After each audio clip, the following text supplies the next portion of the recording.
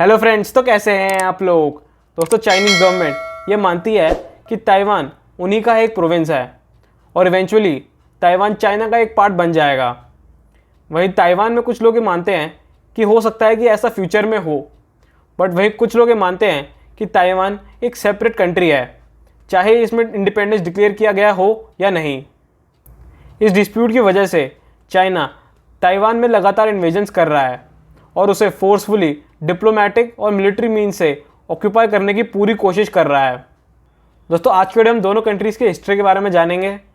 दोनों में current political status क्या है, वन चाइना पॉलिसी क्या है, टू स्टेट थ्योरी क्या है और दोनों देशों के बीच रिसेंट क्लैशेस क्या हुए थे।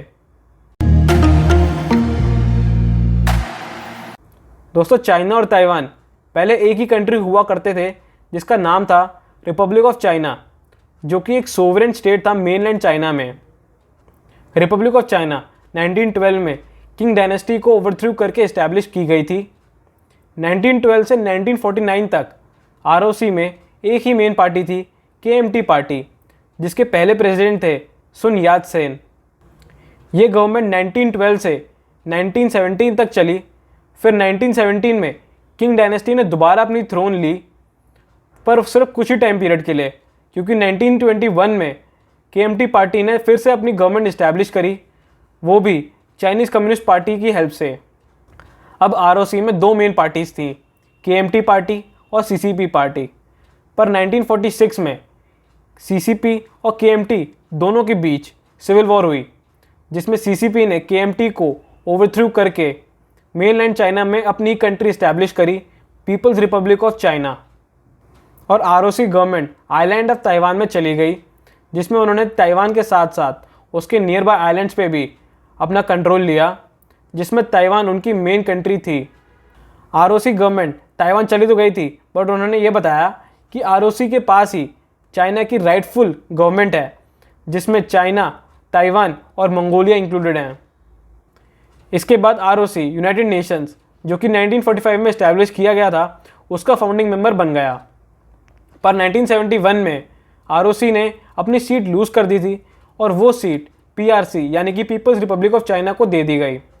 मतलब यूएन में चाइना की सीट आरओसी से पीआरसी को दे दी गई। इसके बाद सभी कंट्रीज़ ने पीआरसी को एज चाइना एक्सेप्ट कर लिया था। दोस्तों, आज दो कंट्रीज़ हैं जो कि अपने आप को चाइना बुलाती हैं। एक है पीपल्स रिपब्लिक ऑफ चाइना, जिसको हम चाइना के नाम से जानते हैं, और दूसरी है रिपब्लिक ऑफ चाइना, जिसको हम सभी ताइवान के नाम से जानते हैं। और ताइवान एक डेमोक्रेटिक कंट्री है, वहीं चाइना में कम्युनिस्ट पार्टी का रूल है।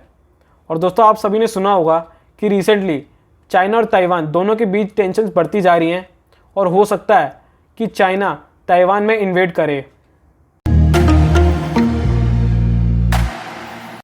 दोस्तों, दोनों कंट्रीज़ के बीच डिस्प्यूट स्टार्ट हुआ था वन चाइना पॉलिसी की वजह से, जिसमें बताया गया था कि दुनिया में सिर्फ एक ही चाइना है और according to PRC Taiwan China का ही एक प्रोविंस है, वो कोई अलग कंट्री नहीं है। और दुनिया में दो चाइनीज स्टेट्स नहीं हैं, बल्कि एक ही स्टेट है जिसमें बाकी प्रोविंसेस इंक्लूडेड हैं। इसलिए रिपब्लिक ऑफ चाइना ने इस पॉलिसी को अपोज किया और ये बताया कि पीआरसी और आरओसी दोनों अलग अलग कंट्रीज़ हैं, जिनको हम चाइना और ताइवान के नाम से जानते हैं। दोस्तों, इस पॉलिसी की वजह से ऐसी बहुत सी कंट्रीज़ हैं जो कि पीआरसी को एज अ कंट्री रिकॉग्नाइज करती हैं, बट बहुत सी कंट्रीज़ ऐसी भी हैं जिनके ताइवान के साथ डिप्लोमेटिक रिलेशंस नहीं हैं, बट वो इनफॉर्मली रिलेशंस रखती हैं। दोस्तों, ली टेंग हुई रिपब्लिक ऑफ चाइना यानी ताइवान के 4th प्रेसिडेंट थे 1988 से 2000 तक। इन्होंने एक एम्बिशियस फॉरेन पॉलिसी बनाई, जिसमें उन्होंने बताया कि वो ताइवान के फॉरेन रिलेशंस इस्टेब्लिश करेंगे और अपने एलाइज स्ट्रॉन्ग बनाएंगे। इन्होंने ये भी बताया कि चाइना और ताइवान दोनों सेपरेट कंट्रीज़ हैं और ताइवान को अपना इंडिपेंडेंस डिक्लेयर करने की ज़रूरत नहीं है, क्योंकि 1912 में आरओसी पहले ही इंडिपेंडेंट बन चुका था।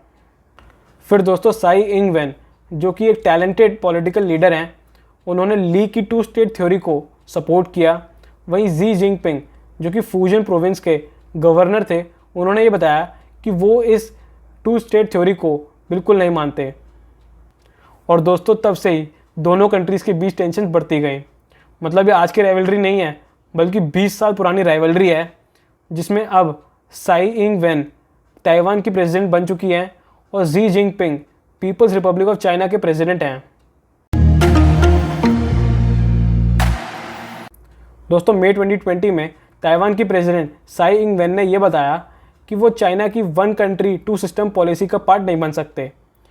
ये पॉलिसी चाइना ने हांगकांग, जिनजियांग और तिब्बत में भी अपनाई है। ताइवान ने यह बताया कि वो इस पॉलिसी के अगेंस्ट है, क्योंकि चाइना दूसरी कंट्रीज़ को ऑटोनॉमी प्रोवाइड करता है, बट वो कंट्रीज़ चाइना का पार्ट ही माने जाते हैं। इस पर चाइना ने कहा कि रीयूनिफिकेशन इनएविटेबल है और वो ताइवान की इंडिपेंडेंस टॉलरेट नहीं करेंगे।